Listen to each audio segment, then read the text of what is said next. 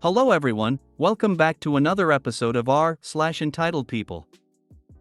In today's episode, old lady told me to shut up. People trying to reserve a parking space in a public beach parking lot.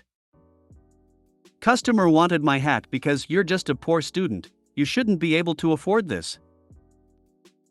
Before we get started, make sure to subscribe so you will never miss a video. So let's get started. Old lady told me to shut up. A few years back I'm swimming with my 3-year-old son and we had the pool to ourselves apart from one other lady. The pool is L-shaped, split into the main bit with lanes, and a square bit that was notionally the kids' pool, but only because it's shallower. My son was learning to swim without armbands and so we were in the wide lane, while Mrs. Entitled was swimming in the narrow lane, labeled adults only. After one length of my son swimming a whole length with me encouraging him, she says, "You can't swim here, this is adults only." Bullshit, lady, you're in the adults only bit. Except I can't say that in front of my very eloquent 3-year-old. It's just your lane that's adults only, look, there's the sign. My son is learning to swim lengths. And she starts ranting at me about how she pays her membership fees, so do I, funnily enough, and I'm wrong, check the sign, Karen. Basically having a tantrum. Lady, I'm mom to a 3-year-old. I can handle this behavior, and I'm gonna speak to you exactly as I would to my child.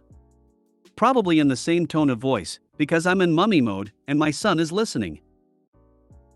I can see you're upset about this, but I'm very sorry, we are allowed to swim here. She rants a bit more, I very calmly gentle parent her, until she eventually sputters and tells me to just shut up, and flounces off. Cue my child who says loudly, "Mummy. She just told you to shut up. That's so rude." I made no effort to speak quietly and said yes, it really was, she was cross she couldn't get her own way. But you're right, it's very rude to say that to someone. We then proceeded to swim a good few more lengths and I very vocally and cheerfully encouraged him the whole time. Went to the front desk after to double check I was right, I was. Apparently she'd also been to complain and been told to suck it up. I bet your son's comment absolutely burned her inside, ha, sweet innocent justice. Yeah, I hope she heard it over the splashing of her swimming. I applaud you, up on my feet. Here, have a cup of tea and a biscuit. I'm mum to a 3-year-old, I got this. I snorted my soda out my nose. Why can't more people go into mommy/daddy mode rather than have to scream and yell? It's so much more satisfying, too. Conrats, mom. People trying to reserve a parking space in a public beach parking lot. Vacationing on the Big Island. Head to one beach, lot is full. Change of planes, head to Hapuna Beach. Pull into lot. One shaded spot left. Someone is standing it in. Imagine the worst stereotype of entitled American white tourists. A group of them. Wife is driving. I roll down the window. Me, what's going on? Them, oh, we're saving this for our brother who is right behind you. Me, you can't save/reserve a public parking space. You can ask, but I can say no. Sorry, I got 2 young kids. I'm parking here. Them, there's parking right there. Pointing at non-shaded spot. Me, great, your brother can park there. Wife pulls into the space and they move. Curses, waving of hands. Me, hey, this is just like the carry-on luggage overhead space on a plane, first come first served. Them, calling me all sorts of bad names in front of my kids. Me, locks eyes with my 8-year-old, I'm barely able to hold in the laughter. Go to beach, have a good time. No slashed tires or smashed windows. For clarity, I'm a white American tourist who strives not to be an entitled prick. Also, if someone had set up a barbecue or some RV had a table there, whatever, wouldn't care. The fact they tried to reserve a public space for someone not even there yet. I have never considered taking overhead luggage space just because I arrived first, just put my belongings in the spot with my assigned seat. There is no assigned overhead luggage space period.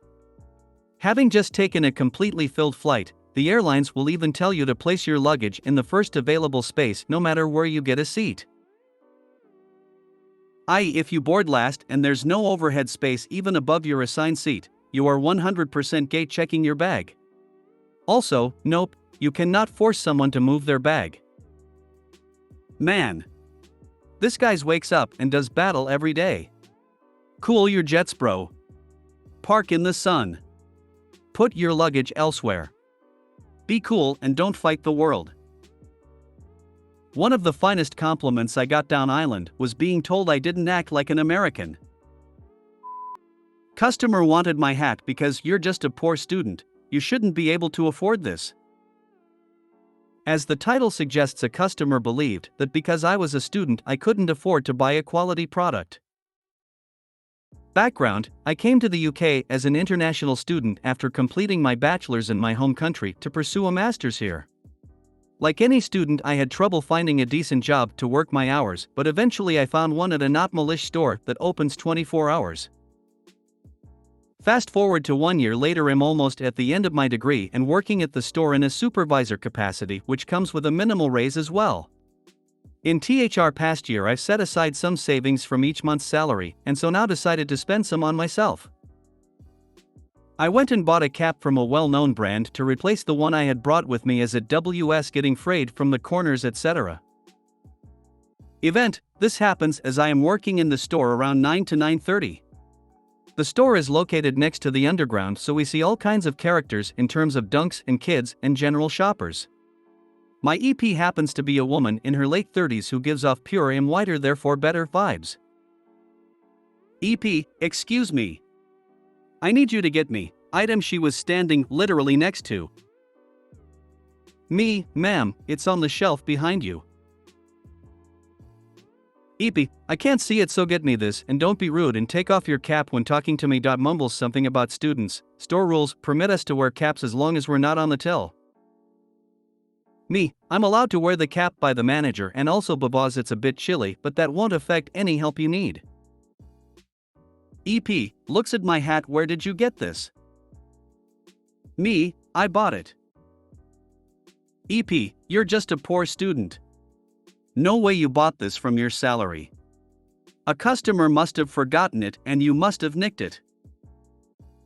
Me, ma'am, I don't know how to convince you, but I'd bite this with my own money, and I can even show you the receipt, the NKUA digital receipt. EP, recipients can be photoshopped.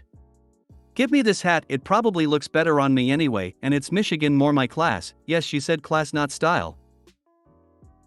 As this conversation is happening, I'm finished with my work in the aisle and try to leave, but she insists on creating a ruckus, the sole point being that I stole that hat and must be stealing from the store too, at which point my manager steps in and asks her to leave.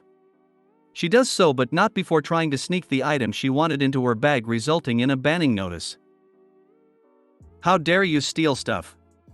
The woman caught stealing stuff. Exactly. The proper ones are most likely to be cost stealing. I'll sell it to you for inflated price. Are you too poor to afford it? I used to work in retail, and a tactic thieves uses is to insult the employee to get them so upset they don't know what the thief is doing. They literally act so mean that you retreat to get a manager so they have opportunity to steal. If you made it to the end of the video, thanks for watching. Don't forget to like, subscribe and share, and we will see you in the next video.